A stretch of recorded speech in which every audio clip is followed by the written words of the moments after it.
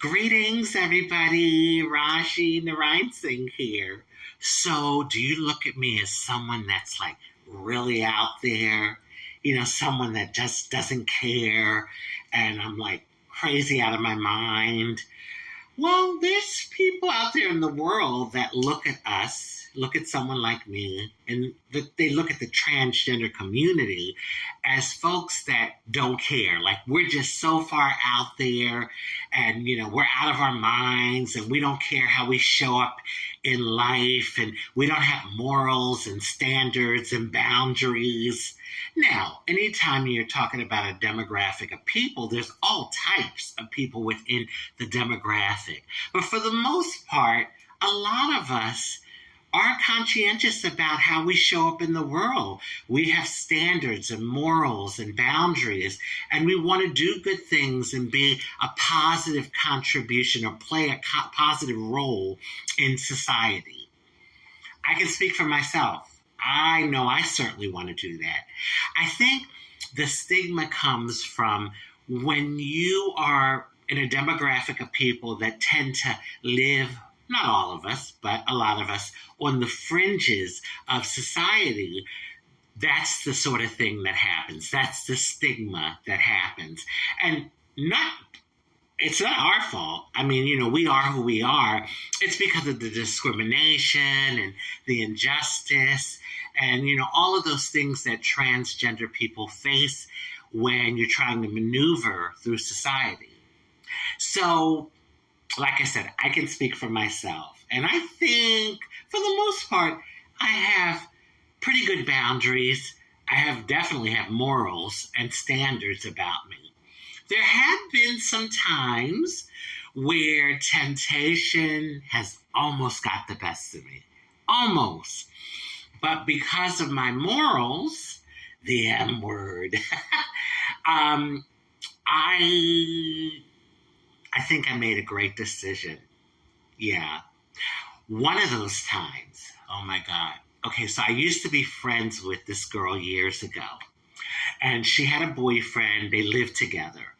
Oh my God, when I tell you her boyfriend was so handsome, talk about fine from head to toe.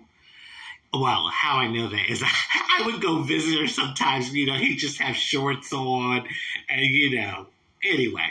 I was so attracted, and he was one of my types, that I'm attracted to. So I had a crush on him. I did. And I would see him kind of checking me out on the slide. But of course, I didn't act on it. I didn't say anything to my girlfriend. But yeah, the things I could have done with that guy. Oh my God. Oh, so fine. So handsome. So anyway, I'm home one day and the phone rings. And I pick up. I didn't recognize the number. And I pick up and I'm like, when you don't know the number, you decide to pick up the phone. And I was like, hello? And it's him. I was like, hi. I'm like, how did you get my phone number? So he laughed a little. He says, well, I went in her phone and I got your number. So then he starts to put the bag on. He's like, I'm really attracted to you. I've been wanting to get with you for a while.